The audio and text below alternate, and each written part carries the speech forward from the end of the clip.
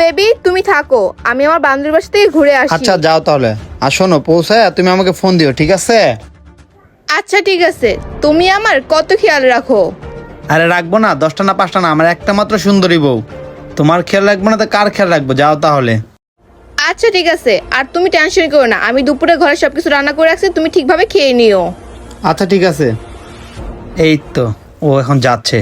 যাক, আমার প্ল্যান হয়ে গেছে। বারবার তুমি খেয়ে যাও ধান, এবার ধরা পড়বা ওরে সোনার চান। তোমার শরীরে আমি ডিভাইস লাগাইছি, তুমি 2 দিন পর পর বান্ধবীর বাসা বলে কোথায় যাও? আজকে আমি চেক করবই, সমস্যা নাই। ডিভাইসটা অন করলাম, এবার আমিও যাই।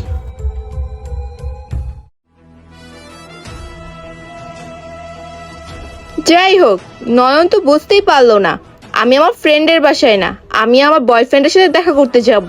আর বোকা একটা ছেলে, আমাকে এক বিন্দু পরিমাণ সন্দেহ করে না, বোকা ছেলে কোথাকার। এখন যাই হোক, আমি আমার বয়ফ্রেন্ডের সাথে দেখা করে আমার লাইফটা এনজয় করি গা। মনি এই রাস্তা দিয়ে যাচ্ছে। ভাইদেব ওর বান্ধবীর বাসা তো ওই পাশে, ওই রাস্তা দিয়ে কেন গেল?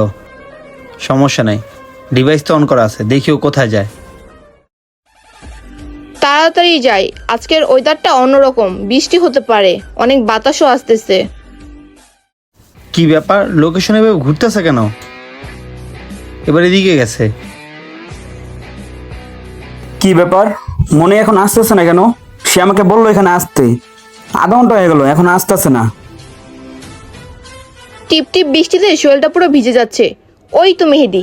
যাই হোক, নয়ন আমার পিছন পিছন আসে নাই, এখন আমি মেহেদির কাছে যাই, ওর সাথে একটু মজা করি। ভাও, আরে কে কে কে? ও তুমি, এতক্ষণ সময় লাগলো কেন এখানে আসতে? আরে তুমি তো জানো আমার মা একটু অসুস্থ, তাকে ওষুধ খাইয়ে আসতে আমার একটু লেট হয়ে গেছে, সরি। ও আচ্ছা ঠিক আছে, আইসা এখানে বসো।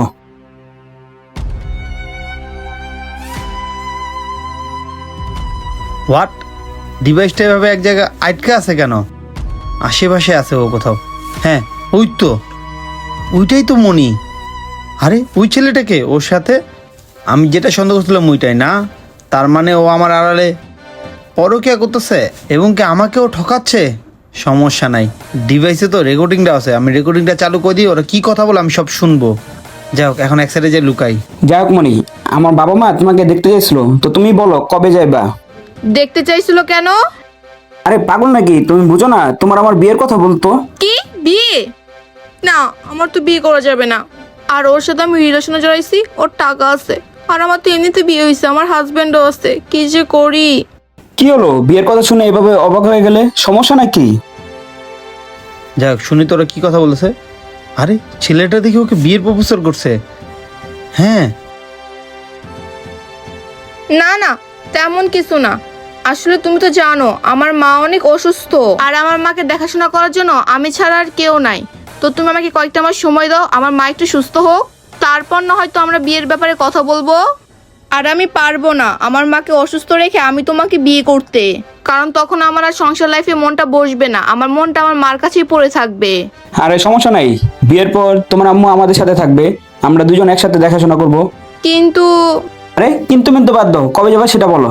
আচ্ছা ঠিক আছে মেহেদি, তাহলে আমি আমার মার সাথে কথা বলি, তারপর তোমাকে আমি ফোনে জানাবো। আরে মনিও দেখি রাজি হয়ে গেলো, বিয়ে করবে ওকে।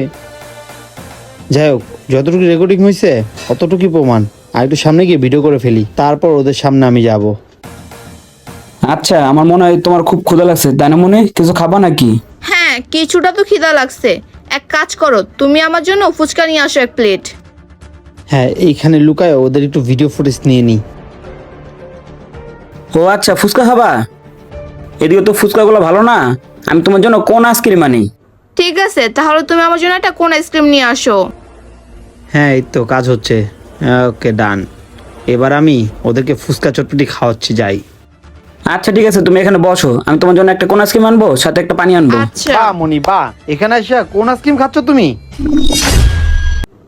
আরে তুমি এখানে? হ্যাঁ আমি এখানে। এই ছেলেকে, এটাই তোমার বান্ধবী? এই লোকটা কে? এই লোকটা তোমার নাম জানলো কিভাবে? আর এই লোকটা কি বলতেছে বান্ধবী?